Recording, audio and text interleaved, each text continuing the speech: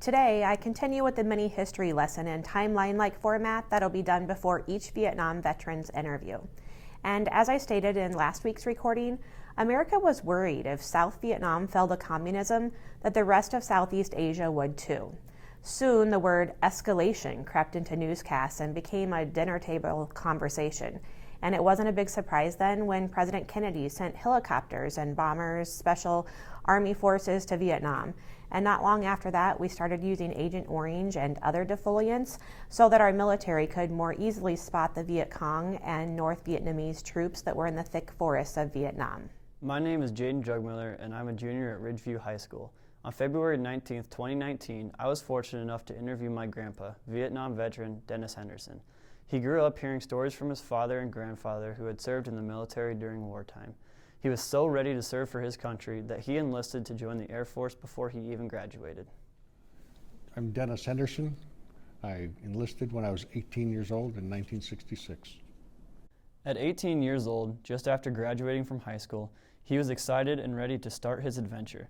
As I grew up listening to World War II stories from my father who served in the Navy, as a freshman in high school, I remember doing news reports and social studies about helicopters in Vietnam returning to base having arrows shot at them.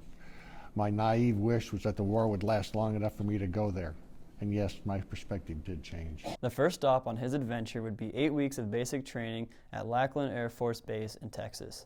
After the fear of the unknown passed, I found that I enjoyed basic, which lasted 8 weeks at Lackland Air Force Base in San Antonio, Texas. I wasn't in the best physical shape going to basic, and unlike you, Jaden, I hated to run.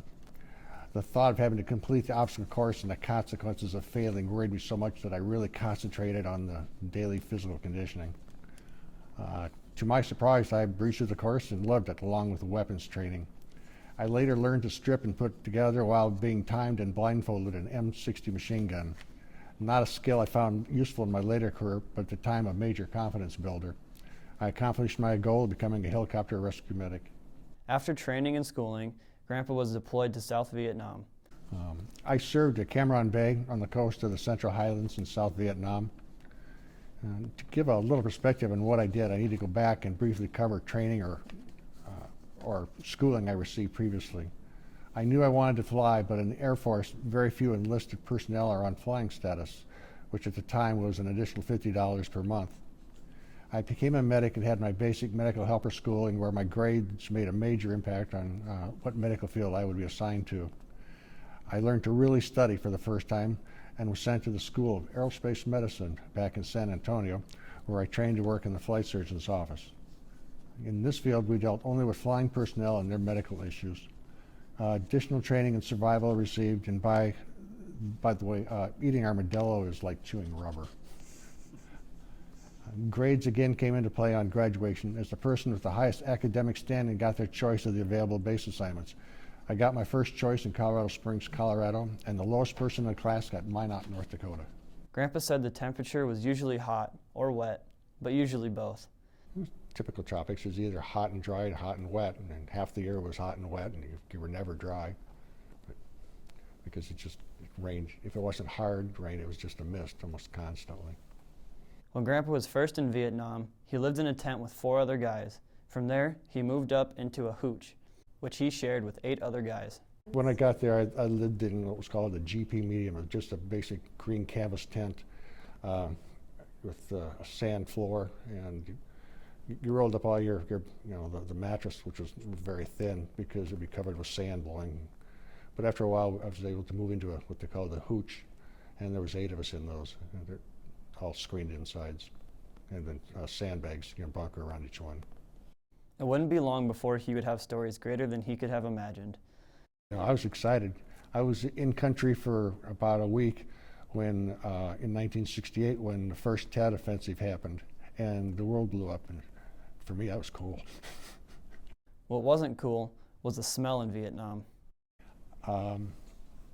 Human waste is burned in 55-gallon barrels cut in half and poured a combination of kerosene and diesel fuel on it. And if you're a goof off and got in trouble, you're the one that had to sit there and stir and burn the waste every day. Sounds like fun. So, yes, that and other smells like the smell of diesel burning in the generators will trigger memories. That and the smell of the foam they put on the runways when to cushion the landing of aircraft that are coming in, it's a fire retardant. It's a very unique smell. I was curious about when they had time to eat, and when they did eat, was the food any good? It was wonderful. Okay, I lied. I always had a case of sea rations stashed underneath my bunk because with the hours and where I worked, I wasn't able to go to the chow hall all the time. But the food they did have when you're back at base was rather quite good. So he didn't get to eat in the mess hall all the time. It sounds like not all sea rations were great though either. Certain ones you would trade. You get a package of cigarettes and there are 4 of them, and you trade those to get the can of peanut butter and crackers and things like that. And the fruit was good. Ham loaf, not so much. Being in a foreign country and in dangerous situations, it's not surprising that there were pranksters among the group to provide comic relief. When a newbie would be assigned to our office, they would be sent to Central Supply, which is where all medical equipment is sterilized and handed out. They would be instructed to bring back sterile left-handed fallopian tubes. Their embarrassment at realizing they did not do well in their anatomy class was widely enjoyed by everyone. Grandpa explained that training for him was different than training today. A major difference between being deployed today and back then is that today, for the most part, you go in a group and have trained with. We went over and came back by ourselves, so I never was able to build a long-term relationship with outside of work. I asked Grandpa what he remembered most about getting home from Vietnam. Now, my most vivid memory is of a hot shower for the first time in a year. After his honorable discharge, Grandpa felt that he had a lot of work to do to catch up career-wise with his high school classmates.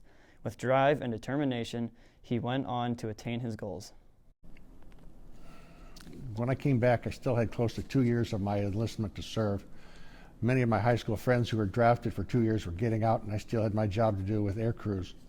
When I was honorably discharged as a staff sergeant after 4 years, I attended college and finished my undergraduate degree in less than 3 years, as I was fixated on catching up career-wise with my friends, and then later went on to get my master's degree from Iowa State. As we've heard from almost everyone we've interviewed, being in the military changes you.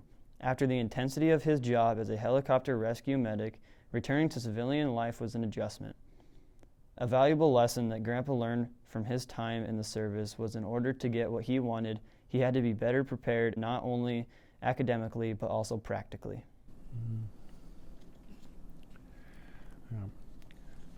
In Vietnam, besides taking care of the medical needs of air crews, I was on flying status doing base crash and rescue, and when not flying, by providing ground transport for all aircraft that came in shot up or with hung air ordnance.